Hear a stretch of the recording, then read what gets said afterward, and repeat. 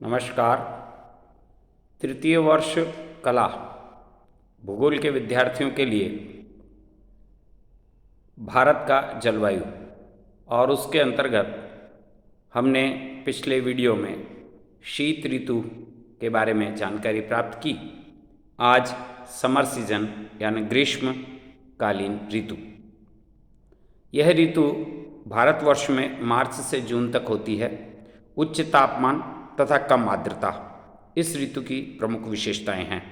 अतः इसे उष्ण शुष्क ऋतु हॉट ड्राई समर सीजन भी कहते हैं। जून से सूर्य की किरणें कर्क रेखा पर सीधी पड़ती है। कर्क रेखा भारत के ठीक बीचों बीच से गुजरती है और भारत को लगभग 2 बराबर भागों में बांटती है। इस प्रकार मार्च के माह से तापमान बढ़ना प्रारंभ हो जाता है और मई माह में तापमान ये 41 से 42 डिग्री सेल्सियस तक पहुंचता है। मई जून में कई स्थानों पर तो यह तापमान 45 डिग्री सेल्सियस और 50 डिग्री सेल्सियस तक भी पहुंचता है।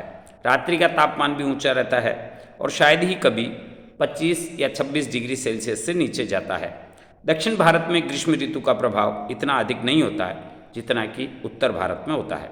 यहाँ पर तापमान 26 से 30 डिग्री सेल्सियस तक औसत रूप से रहते हैं।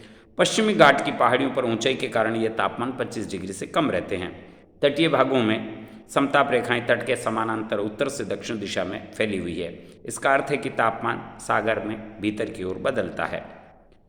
वायुदाब मार्च से मई माह तक वायु की दिशा और मार्ग में विशेष परिवर्तन होते हैं। उत्तरी पश्चिमी भारत में अधिक तापमान के कारण स्थानीय रूप से शुष्क और उष्ण हवाएं चलती है, जिसे हम स्थानीय भाषा में लू कहते हैं।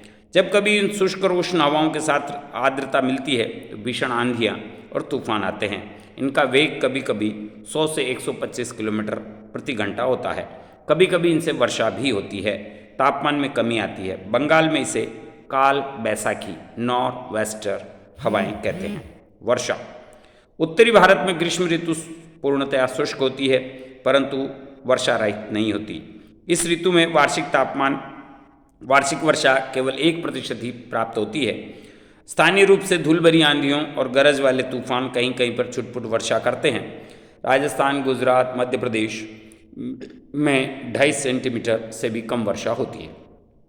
उत्तरी पश्चिमी भारत के हिमालयी जिलों उत्तर प्रदेश, बिहार, पश्चिमी बंगाल, उड़ीसा से लेकर प्रायद्वीप तक कुछ भागों में 14 से 50 सेंटीमीटर से अधिक वर्षा हो पाती है। छोटा नागपुर पठार में पैदा होने वाली नॉर्वेस्टर हवाएं पछुआ हवाओं के प्रभावाधीन में पूर्व की ओर चलती है और आसाम में लगभग 50 सेंटीमीटर के आसपास वर्षा करती है। उड़ीसा और पश्चिमी बंगाल में नॉर्वेस्टर से जो बारिश होती है इसको वसंत ऋतु की तूफानी वर्षा द स्प्रिंग स्टॉर्म शॉवर कहते हैं। असम में इसे चाय की वर्षा यानी टी शावर कहा जाता है, क्योंकि ये चाय और चावल की खेती के लिए बहुत अधिक उपयोगी होती है।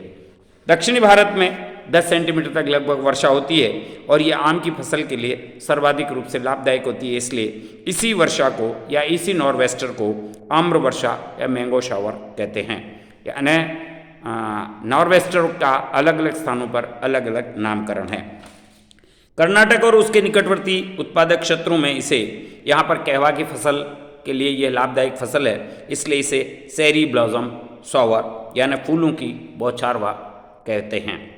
वर्षा ऋतु यह ऋतु दक्षिणी पश्चिमी मानसून के आगमन के साथ ही मध्य जून से प्रारंभ होती है और मध्य सितंबर तक चलती है। दक्षिणी पश्चिमी मानसून के साथ समस्त भारत का मौसम पूर्णतया परिवर्तित हो जाता है और इसे गर्म आर्द्र ऋतु कहते हैं। अधिक आर्द्रता और अधिक तापमान इस ऋतु की प्रमुख विशेषताएं हैं। मानसून की वर्षा होने के साथ ही तापमान में कमी आने लगती है। दक्षिणी भारत में जून का तापमान मई की अपेक्षा 3 से 4 डिग्री सेल्सियस कम रहता है।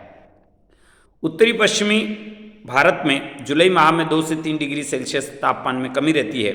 अगस्त में तापमान और नीचे चले जाते हैं। इन दिनों लंबी अवधि तक वर्षा न हो तो तापमान में वृद्धि संभव है।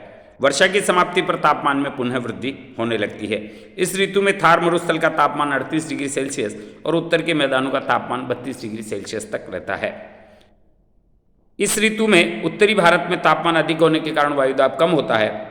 जुलाई माह में वायुदाब का वितरण मानचित्र देखने पर पता लगता है कि उत्तरी पश्चिमी भाग में कम वायुदाब दिखाई देता है और यहाँ पर यह 997 मिलीबार तक रहता है। राजस्थान में पाकिस्तान की सीमा के साथ यह समभार वायुदाब रेखा गुजरती है। 998 मिलीबार की समदाब रेखा पंजाब, हरियाणा, राजस्थान से गुजरती है। इसके विपरीत दक्षिणी भारत में तापमान कम होने के कारण वायुदाब अधिक रहता है। 1009 मिलीबार की समबार रेखा अरब सागर और बंगाल की खाड़ी के अतिरिक्त केरल और तमिलनाडु से होकर गुजरती है। वायुदाब की इस अवस्था के अधीन पवनों की दिशा अरब सागर और बंगाल की खाड़ी से दक्षिण पश्चिम से उत्तर पूर्व की ओर होती है। वर्षा, भारत की 75% वर्षा दक्षिणी पश्चिमी मानसून हवाओं से प्राप्त होती है। वर्षा अकस्मात ही शुरू होती है। मानसून के इस अकस्मात वर्षा के प्रारंभ को मानसून बर्स्ट या मानसून का विस्फोट कहते हैं। भारत के तटीय भागों में मानसून का प्रस्फोट जून के प्रथम सप्ताह में या उससे पहले भी हो जाता है। यहाँ पर मानसून को दो भागों में विभाजित किया जाता है। पहला अरब सागर की मानसून हवाएं, दूसरा बंगाल की खाड़ी की मानसून हवाएं। अरब सागर की मानसून की उत्पत्ति अरब सागर से होती है। जब ये हवाएं भारत के तट पर पहुंचती है तो 3 शाखाओं में विभक्त हो जाती है। पहली शाखा पश्चिमी घाट से टकराकर पश्चिमी मैदान, तटीय मैदान में 250 सेंटीमीटर से भी अधिक वर्षा करती है। पश्चिमी घाट को पार करने के बाद ये नीचे उतरती है तो तापमान बढ़ जाता है और इनकी आर्द्रता में कमी आ जाती है। इस कारण यह दक्षिण पठार का भाग वृष्टि छाया प्रदेश, रेन शैडो एरिया में आता है। यही कारण है कि इस ऋतु में मंगलोर में वर्षा 280 सेंटीमीटर होती है, जबकि बेंगलोर में 50 सेंटीमीटर तक।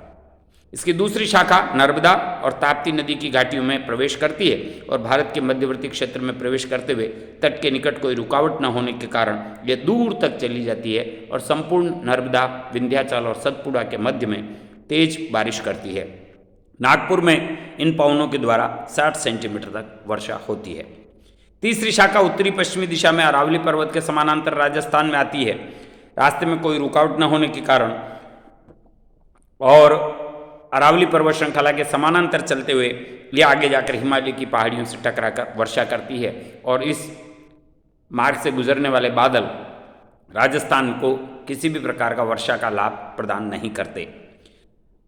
दूसरा है बंगाल की खाड़ी की मानसून हवाएं। बंगाल की खाड़ी की मानसून हवाएं भी 2 शाखाओं में विभाजित हो जाती है। इनकी पहली शाखा गंगा के डेल्टा को पार करके मेघालय की गारो, खासी, जयंतिया की पहाड़ियों से टकराती है। इन पहाड़ियों की आकृति कीप के आकार की है, जिनमें वायु को एकदम ऊंचा उठना पड़ता है और इससे ये भारी बारिश करती है। यहीं पर चेरापूंजी से 16 किलोमीटर पश्चिम में मासिनराम 1221 सेंटीमीटर वार्षिक वर्षा होती है। यह विश्व का सर्वाधिक मानसूनी वर्षा प्राप्त करने वाला स्थान है। इसकी दूसरी शाखा सीधे हिमालय पर्वत से टकराती है। हिमालय पर्वत की ऊंची श्रेणी को पार करने में असमर्थ होती है और पश्चिम की ओर हिमालय पर्वत के समानांतर चलना प्रारंभ कर देती है। ज्यों-ज्यों यह पश्चिम की ओर बढ़ती है त्यों-त्यों इनके वर्षा करने की शक्ति कम होती जाती है। इनके द्वारा वर्षा की मात्रा कलकत्ता, पटना, इलाहाबाद और दिल्ली में, यानी कलकत्ता में 119 सेंटीमीटर, पटना में 105 सेंटीमीटर, इलाहाबाद में 76 सेंटीमीटर और दिल्ली में 56 सेंटीमीटर रह जाती है। ग्रीष्म ऋतु की वर्षा के मानचित्र को देखने से ये स्पष्ट है कि पूर्व से पश्चिम की ओर जाने पर वर्षा कम होती दिखाई देती है। दक्षिणी पश्चिमी मानसून पवनों द्वारा वर्षा अनिश्चित और अनियमित है। ऐसा उष्णकटिबंधीय चक्रवातों के इनर फ्लो यानी अंतः प्रवाह के कारण होता है। भारत का पूर्वी तट, विशेषकर तमिलनाडु तट, दक्षिणी पश्चिमी मानसून द्वारा वर्षा प्राप्त नहीं करता और शुष्क रह जाता है। इसका कारण है कि तमिलनाडु का तट बंगाल की खाड़ी की मानसून के समानांतर है और अरब सागर की धारा के वृष्टि छाया प्रदेश के अंतर्गत आती है। तीसरा है शरद ऋतु। यह ऋतु मध्य सितंबर से प्रारंभ होकर मध्य नवंबर तक चलती है और दक्षिणी पश्चिमी मानसून के लौटने का यह समय होता है। इसे मानसून प्रत्यावर्तन या मानसून के लौटने की ऋतु, सीजन ऑफ रिटर्निंग मानसून भी कहते हैं। देश के सुदूर दक्षिणी भागों में मानसून के लौटने का क्रम दिसंबर तक माह तक जारी रहता है और ग्रीष्मकालीन मानसून के विपरीत मानसून का प्रत्यावर्तन भी क्रमिक होता है। दक्षिणी पश्चिमी मानसून के आने के बाद विभिन्न स्थानों पर, अलग अलग स्थानों पर तापमान और वायुदाब की स्थितियां अलग अलग रहती है। उत्तरी भारत में मानसून के लौटने का समय तापमान में थोड़ी वृद्धि होती है, परंतु कुछ ही दिनों में ये तापमान तेजी से गिरने लगते हैं। अक्टूबर में औसत तापमान 26 डिग्री सेंटीग्रेड रहता है, नवंबर में 10 डिग्री सेंटीग्रेड और दिसंबर में और कम हो जाता है। मानसून के लौटने के साथ ही उत्तरी पश्चिमी भाग का निम्न वायुदाब का क्षेत्र समाप्त हो जाता है और बंगाल की खाड़ी की ओर बढ़ने लगता है। पवनों की दिशा दक्षिण पश्चिम से उत्तर पूर्व में परिवर्तित होने लगती है और चक्रवातों का स्थान पृथ्वी चक्रवात ले लेते हैं। मानसून के लौटते ही वायु की आर्द्रता कम हो जाती है, वर्षा समाप्त हो जाती है। सितंबर के अंत तक जम्मू कश्मीर, पंजाब, हरियाणा, उत्तराखंड और उत्तर प्रदेश में वर्षा समाप्त हो जाती है। यहाँ पर पश्चिमी घाट के पश्चिमी भागों में, उत्तर पूर्व में हिमालय क्षेत्र में, मेघालय की पहाड़ियों पर अधिक वर्षा होती है और उत्तर में 100 सेंटीमीटर की सम वर्षा रेखा जम्मू कश्मीर के आसपास होकर गुजरती है। हिमाचल, उत्तराखंड, उत्तर प्रदेश में यहाँ पर वर्षा होती है। इलाहाबाद के पूर्व में ये पश्चिम की ओर मुड़कर उत्तर प्रदेश के बुंदेलखंड क्षेत्र को पार करती है। पश्चिम राजस्थान के सिरे में वर्षा की मात्रा घटकर 20 सेंटीमीटर के आसपास रह जाती है। इस प्रकार ये जो वर्षा, शरद और ग्रीष्म और शीत, ये ऋतुओं का वर्णन आपके समक्ष है। अगली बार अगले बिंदु में हम भारत की जलवायु की प्रमुख विशेषताओं पर चर्चा करेंगे। आज इतना ही, धन्यवाद।